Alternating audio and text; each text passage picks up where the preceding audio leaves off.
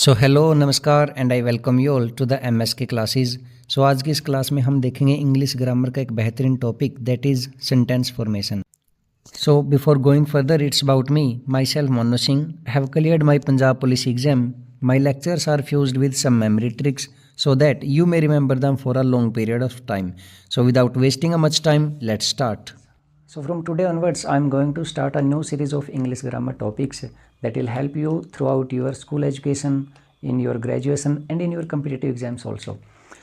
तो जैसे English grammar में सबसे पहले आज हम जानेंगे कि इंग्लिश में एक्चुअली आता क्या है। जब भी हम किसी भी कम्पिटिटिव एग्ज़ाम की बात करें तो उसमें जो भी एग्ज़ाम होते हैं हम कहते हैं कि सेंटर के एग्ज़ाम होते हैं, तो उसके अंदर 25 नंबर की हमारी जीके आती है, 25 नंबर की हमारी रीजनिंग आती है, 25 नंबर का मैथ्स और 25 नंबर की इंग्लिश आती है। अब जो ये इंग्लिश है 25 नंबर की, इसमें से 20 नंबर आपके मान लो ग्रामर में से आएंगे, 18 से 20 नंबर की, और 5 से 7 नंबर की आपकी वोकैबुलरी होगी। अब जो 18 से 20 नंबर की आपकी इंग्लिश ग्रामर आएगी, मेन एक्चुअली उसके अंदर क्या होगा, आपके वही घिसे पीटे टॉपिक जो हम 6th क्लास से लेकर और 12th क्लास तक ग्रेजुएशन तक पढ़ते आ रहे हैं। क्या? Noun, pronoun, verb, adverb, adjective, preposition, conjunction. अब होता क्या है कि हमें स्कूल के अंदर टॉपिक्स करवाए जाते हैं, जैसे मान लो चैप्टर वाइज। फर्स्ट चैप्टर के अंदर जो भी हमारे टॉपिक होते हैं एक बार वो करवा दिए, सेकंड के अंदर कुछ और होता है, थर्ड के अंदर कुछ और होता है, तो हम इस तरीके से करते आ रहे हैं। बट इन चीज़ों का भी क्या होता है कि एक प्रॉपर सीक्वेंस होता है कि हम किस टॉपिक को कब तक कर रहे हैं, और यानी कि किस टॉपिक के बाद कौन सा टॉपिक कर रहे हैं, ये बहुत ज़्यादा मायने रखता है इंग्लिश ग्रामर सीखते हुए। तो चलिए आज हम बेसिकली हमारी जो जर्नी है वो स्टार्ट करेंगे। मैं ये मान के चलता हूँ कि आपको इंग्लिश ग्रामर का बिल्कुल कुछ भी नहीं पता, और हम अपनी जर्नी है जो वो बिल्कुल ABC से स्टार्ट करते हुए बिल्कुल ग्रामर के G से स्टार्ट करेंगे और लास्ट के R तक हम देखेंगे। सबसे पहला जो हमारा टॉपिक रहेगा आज का इंग्लिश ग्रामर का, वो होगा हमारा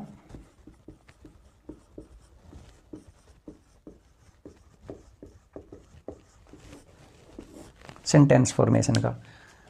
एक्चुअली सेंटेंस फॉर्मेशन ही क्यों, देखो सबसे पहले सेंटेंस मीन्स वाक्य और फॉर्मेशन मीन्स निर्माण करना।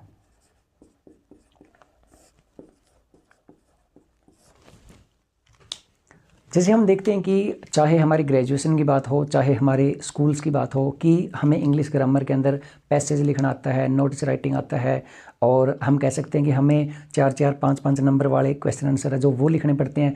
अब एक्चुअली इन सभी को लिखने का तरीका क्या होता है, सभी को याद करने का तरीका क्या होता है, तो वही जो तरीका है वो आज मैं आपके साथ में डिस्कस करने वाला हूँ। 4th 5th क्लास से बेसिक इंग्लिश ग्रामर स्टार्ट हो जाती है, और थ्रू आउट जब तक हमें नौकरी नहीं मिल जाती, यानी कि उसके बाद तक भी हमारी पूरी ज़िंदगी जो इंग्लिश ग्रामर है वो चलती रहती है। आइए हम देखते हैं कि आज की क्लास में सबसे पहले बेसिक चीज़। अब एक चीज़ और मैं यहाँ कहना चाहूँगा कि जो मेरी ये सीरीज़ है, लगभग जो नीतू मैडम है KD कैंपस में जो टीच करती हैं, तो उन्हीं की बुक से मैंने क्या किया है, सॉर्ट आउट करके ये कुछ मैंने बेसिक्स क्लास बनाई है। क्योंकि मैंने उस बुक के अंदर देखा था, जब मैंने वॉल्यूम 1 की बुक पढ़ी, उसके अंदर मैंने देखा कि वॉल्यूम 1 के अंदर सबसे पहला ही टॉपिक है वर्ब का। अब एक्चुअली बच्चों को यही नहीं पता होता कि वर्ब क्या है, कितने प्रकार की होती हैं, तो मैंने उसी का एक सबसे पहले एक बेसिक क्लास बनाई है, किस चीज़ की, सेंटेंस फॉर्मेशन की। उसी के बाद हम थ्रू आउट जो हमारी जर्नी है वो चलती जाएगी। तो सबसे पहले आइए हम देखते हैं कि सेंटेंस फॉर्मेशन के अंदर क्या होता है। जब भी हम बेसिकली कोई भी सेंटेंस बनाते हैं, देखो एक सेंटेंस बनता है, सेंटेंस के बाद एक छोटा सा पैसेज बनता है, पूरा पैराग्राफ, यानी कि एक फिर चैप्टर कंप्लीट होता है, फिर उसके बाद अलग अलग चैप्टर दिए होते हैं। वो किस प्रकार से बनते हैं, देखो सबसे पहले किसी भी सेंटेंस को बनाने के लिए हमें चाहिएगा एक सब्जेक्ट, उसके बाद हमें चाहिएगा एक वर्ब, और लास्ट में हमें चाहिएगा एक ऑब्जेक्ट। अब मैं ये मान के चलता हूँ कि आपको सब्जेक्ट भी नहीं पता, वर्ब भी नहीं पता और ऑब्जेक्ट भी नहीं पता। सबसे पहले आइए हम देखते हैं सब्जेक्ट के बारे में। सब्जेक्ट यदि हम कहें 2 प्रकार का होगा, या तो वो कोई भी नाउन होगा या फिर कोई भी प्रोनाउन होगा। Noun and pronoun. सब्जेक्ट हमेशा सेंटेंस की स्टार्टिंग में आएगा और नाउन या प्रोनाउन मिलेगा हमेशा। जैसे हम बेसिकली देखते हैं कि नाउन के अंदर हमें क्या मिल सकता है। नाउन हम हिंदी में जैसे देखो, यदि मैं आपको कहूँ कि नाउन मीन्स संज्ञा, और प्रोनाउन मीन्स सर्वनाम नहीं, और भी बेसिकली हम यानी कि सिंपल लैंग्वेज में क्या कहेंगे, नाउन मीन्स कोई भी नाम। अब नाम किस किस चीज़ के होंगे, या तो वो किसी व्यक्ति का नाम होगा यानी पर्सन, या वो किसी जगह का नाम होगा प्लेस, या वो किसी वस्तु का नाम होगा थिंग्स। व्यक्ति, वस्तु या जगह, केवल इन चीज़ों का आपको नाम मिलेंगे। अब कुछ बोल देते हैं कि भाई सर जानवर के नाम भी आ जाते हैं, तो एक्चुअली जानवर के नाम को हम पर्सन्स के नाम में ही काउंट कर लेते हैं, क्योंकि इनके लिए सेम ही हम जो प्रोनाउन है ना वो लगभग यूज़ कर देते हैं। अगर लिखना है फिर भी आप एनिमल्स को इसके अंदर ऐड कर सकते हैं, ठीक है। तो पर्सन, प्लेस, थिंग्स और एनिमल्स इसके अंदर आ जाते हैं नाउन में। उसके बाद प्रोनाउन। प्रोनाउन वैसे हम देखें तो 8 प्रकार के होते हैं, परंतु हम इंग्लिश ग्रामर में से क्या चीज़ों को देखेंगे कि प्रोनाउन हमारे कितने प्रकार के हैं, 2 प्रकार के, singular and plural pronoun. Pronoun देखो, नाउन यानी कि जो नाउन के स्थान पर यूज किए जाएंगे। अब देखो नाउन के स्थान पर कैसे, सिंगुलर और प्लूरल। अब ये 2 ही क्यों लिए गए हैं, क्योंकि व्यक्ति एक भी हो सकता है, एक से ज़्यादा भी, जगह भी, चीज़ें भी और जानवर भी एक भी हो सकते हैं, एक से ज़्यादा भी। अब जो एक होंगे जिनके नाम के स्थान पर हम कोई और शब्द यूज़ करेंगे और वो सिंगुलर होंगे, तो वो हम क्या क्या यूज़ करते हैं, ही, शी और इट। प्लूरल में हम क्या यूज़ करते हैं, आई, वी, यू और दे। आपने केवल सब्जेक्ट के अंदर इन्हीं चीज़ों को याद करना है कि सब्जेक्ट में 2 चीज़ें आएंगी, नाउन और प्रोनाउन। नाउन के अंदर पर्सन, प्लेस, थिंग्स और एनिमल्स आ गए, प्रोनाउन के अंदर सिंगुलर, प्लूरल, सिंगुलर में ही, सी, इट और प्लूरल के अंदर आई, वी, यू एंड दे। उसके बाद हमारी वर्ब आती है।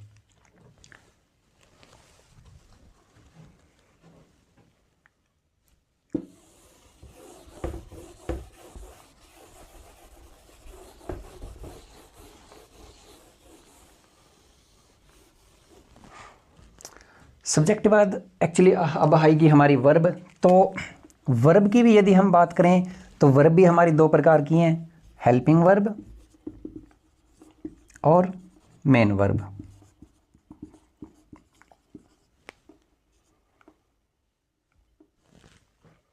Helping verb and main verb. सबसे पहले हम देखते हैं एक बार मेन वर्ब क्या होती हैं। देखो मेन मीन्स, पहले तो वर्ब ही क्या है, वर्ब मीन्स क्रिया। क्रिया को यदि हम और भी सिंपल कहें तो काम। मेन मीन्स मेन यानी मुख्य, वर्ब मीन्स क्रिया, काम यानी मुख्य काम। जो भी हम दिन भर में मेन काम करते हैं वो हमारी मेन वर्ब होती हैं, जैसे खाना, पीना, उठना, बैठना, सोना, जागना। हम कह सकते हैं जिसके लास्ट में ना आ गया वो हमारी क्या होगी, मेन वर्ब होगी। अब जैसे क्लास देखते देखते अब कुछ लोग आप सोच रहे होंगे, तो सोचना भी क्या है, मेन वर्ब। कुछ हंस रहे होंगे, हंसना भी क्या है, मेन वर्ब। कुछ चलो रोने का तो कोई ना, बट फिर भी रोना भी क्या है, एक मेन वर्ब। क्लास के अंदर जब एक्चुअली हम कई बार ऑफलाइन क्लास लगाते हैं तो क्लास में बच्चे ऐसे बैठते हैं, ऐसे पेन चबाते हैं, तो पेन चबाना भी क्या है, मेन वर्ब। कुछ शर्माने लगते हैं तो शर्माना भी क्या है, मेन वर्ब। हम कह सकते हैं कि जिसके लास्ट में ना आ गया तो वो क्या होगी, हमारी मेन वर्ब होगी। मेन वर्ब 5 प्रकार की होंगी, first, second, third, fourth and fifth. ये टोटल नहीं यानी कि हम कह नहीं सकते भी ये टोटल कितनी होती हैं, परंतु हम इनकी टाइप बता सकते हैं। केवल 5 प्रकार की ये वर्ब होती हैं। कल टेंस वाली क्लास के अंदर हम देखेंगे 5 प्रकार की कौन सी होंगी, उसी के अंदर हम यूज़ करेंगे। देखो यानी कि आप अभी जिस मर्जी क्लास में हो, 4th 5th क्लास से लेकर आपकी ग्रेजुएशन की क्लास तक, जो ये टॉपिक है ना बेसिक, ये आपकी बहुत ज़्यादा मदद करने वाला है। मैं गारंटी देता हूँ कि यदि मान लो आपको अभी तक टेंस के रूल याद नहीं है कि प्रेजेंट इंडेफिनिट में कौन सी हेल्पिंग वर्ब मेन वर्ब लगती है, पास्ट इंडेफिनिट में कौन सी लगती है, फ्यूचर इंडेफिनिट में कौन सी हेल्पिंग वर्ब मेन वर्ब लगती है, केवल टेंस की बेसिक क्लास देखो और उस बेसिक क्लास के अंदर आपके सारे के सारे डाउट है जो वो क्लियर हो जाएंगे। बिल्कुल गारंटी है कि यानी कि अब तक भी अगर आपको हेल्पिंग वर्ब मेन वर्ब याद नहीं हुई है तो अब जरूर होंगी। देखो उसके बाद क्या होती है हमारी हेल्पिंग वर्ब। हेल्पिंग वर्ब का ही दूसरा नाम क्या है, ऑक्सिलरीज। जैसे जैसे आप बड़ी क्लासों में हो जाओगे तो आपको हेल्पिंग वर्ब की बजाय आपको ऑक्सिलरीज देखने को मिलेगा। मेन वर्ब का ही दूसरा नाम होता है लेक्सिकल वर्ब्स, या फिर हम इनको प्रिंसिपल वर्ब भी बोल देते हैं। ऑक्सिलरीज। हेल्पिंग वर्ब है जो, वो फर्दर दो कैटेगरीज में डिवाइडेड है, प्राइमरी एंड मोडाल्स।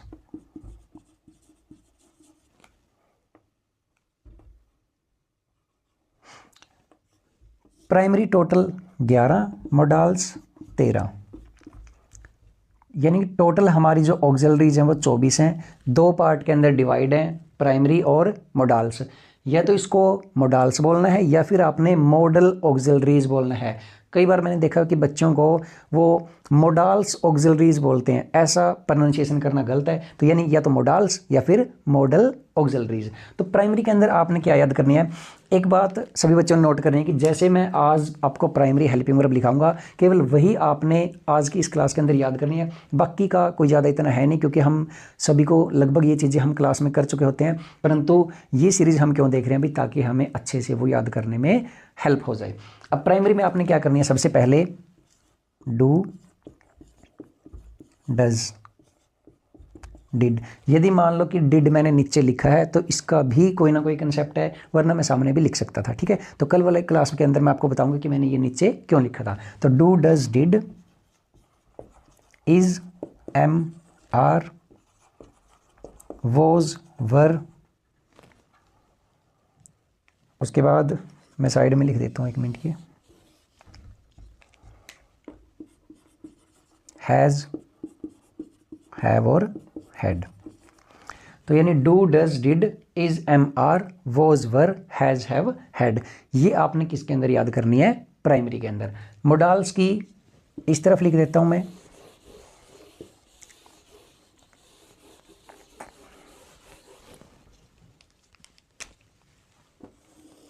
यानी जितनी भी हमारी मोडाल्स हैं या फिर मॉडल ऑक्सिलरीज हैं, वो कौन कौन सी होंगी हमारी, shall, should, will, would, can, could, may, might, must, use to, ought to, need and dare. देखो क्या है, एक तो मोडाल्स का बहुत ज़्यादा चांसेस होते हैं कि भाई ये पेपरों के अंदर आते हैं। मैक्सिमम किसका आता है, शुड का यूज़ हो गया, विल का, वुड का और ought to का। इनका सबसे ज़्यादा यूज़ आता है, एक मस्ट का आता है। यानी कि इनकी भी कुछ ना कुछ ट्रिक है। मैं आपको सारे के सारे मोडाल्स की ट्रिक बताऊंगा, सारे के सारे हेल्पिंग वर्ब है जो यानी कि इनका यूज़ करना सिखाऊंगा टेंस के अंदर। तो यानी कि देखो, सबसे पहले हमने देखा कि सब्जेक्ट दो प्रकार के, नाउन एंड प्रोनाउन। नाउन में हमने देखा कि किसी भी व्यक्ति का, वस्तु का, जगह का या जानवर का नाम हो गया। प्रोनाउन के अंदर हमने देखा कि सिंगुलर, प्लूरल दो प्रकार के। सिंगुलर के अंदर ही, शी, इट, प्लूरल के अंदर आई, यू, वी एंड दे हो गया। उसके बाद हमने देखा वर्ब दो प्रकार की, helping verb, main verb. Main verb हमने देखा कि हम कह सकते हैं जिसके लास्ट में ना आ गया वो हमारी मेन वर्ब होगी, जैसे खाना, पीना, उठना, बैठना, सोना, जागना। ठीक है, और उसके बाद हेल्पिंग वर्ब टोटल कितनी है, 24। कितने प्रकार की, दो प्रकार की, प्राइमरी, मोडाल्स। प्राइमरी के अंदर do, does, did, is, am, are, was, were, has, have, had.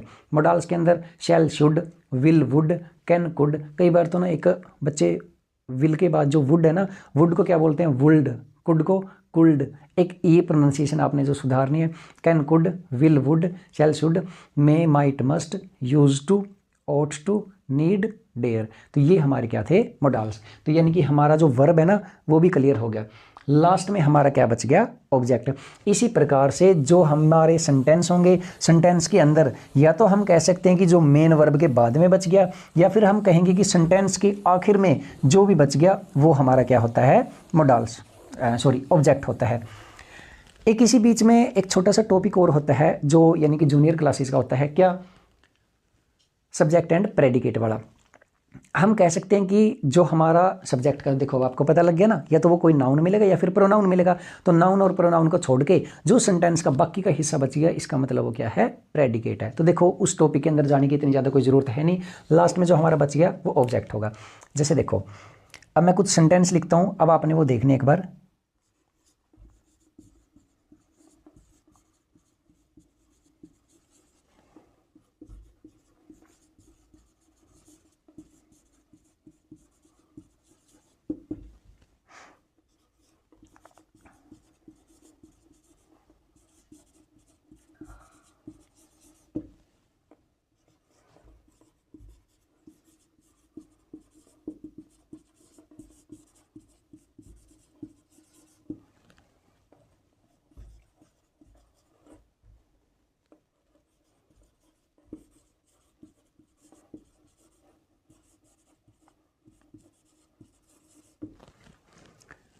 अब ये मैंने आपके सामने कुछ सेंटेंस लिखे हैं तो देखो इन सेंटेंसेस में क्या है, सबसे पहला हमारा क्या है, सब्जेक्ट है।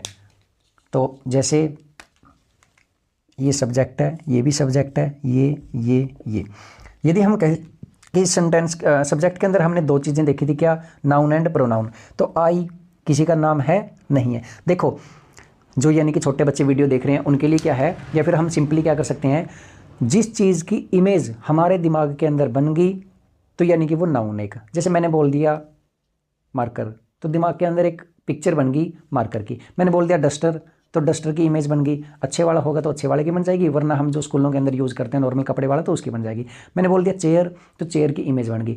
मैंने बोल दिया कि राम, हमारे अंदर एक मेल टाइप के एक इंसान की फ़ोटो है जो वो हमारे दिमाग में बन गई, या फिर जिस राम नाम के लड़के को आप जानते हो उसकी इमेज हमारे दिमाग में बन गई।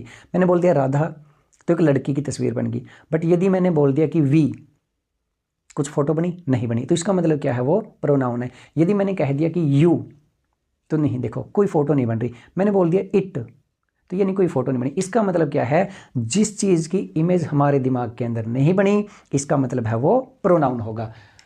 तो ही प्रोनाउन है, आई प्रोनाउन है, ये राम तो यानी कि चाहे हो सकता है भगवान श्री राम का आ जाए तो यानी कि क्या है, उनकी फ़ोटो बन गई हमारे दिमाग में, तो ये क्या है, नाउन। बाकी ये सभी क्या है, प्रोनाउन। अब उसके बाद बस आपको केवल ये आइडेंटिफिकेशन और आनी चाहिए कि भी ये सिंगुलर नाउन है या प्लूरल नाउन है। प्लूरल, सिंगुलर, प्लूरल, प्लूरल और ये नाउन हो गया, ठीक है। सॉरी प्रोनाउन, ये सिंगुलर प्रोनाउन, प्लूरल प्रोनाउन आ गया, ही हमारा सिंगुलर प्रोनाउन है। उसके बाद ये हमारा सब्जेक्ट है जो क्लियर हो गया। सब्जेक्ट के बाद हमने देखा क्या आएगी, वर्ब। तो ये हमारी वर्ब है, ये वर्ब है हमारी, ये वर्ब है और ये वर्ब है। लास्ट में हमने क्या देखा था कि लास्ट में हमारा ऑब्जेक्ट बच जाएगा, तो ये हमारा ऑब्जेक्ट हो गया। अब उसके बाद देखो थोड़ा सा डिफरेंस क्या है, यहाँ पे आ गया आई के साथ में प्ले, बट ही के साथ में प्लेज। क्यों? वैसे तो अभी भी बता सकता हूँ बट थोड़ा सा लंबा टॉपिक जाएगा, इसलिए हम क्या करेंगे, इसको टेंस वाली क्लास में बेहतर तरीके से देखेंगे। प्रेजेंट इंडेफिनिट का सबसे पहला जो बेसिक स्टेप है वो यही है। जब आपको इन चीज़ों का डिफरेंस पता लग जाएगा तो इसका मतलब है आपके ग्रामर के लगभग जो टॉपिक है ना वो समझ में आने लग जाएंगे।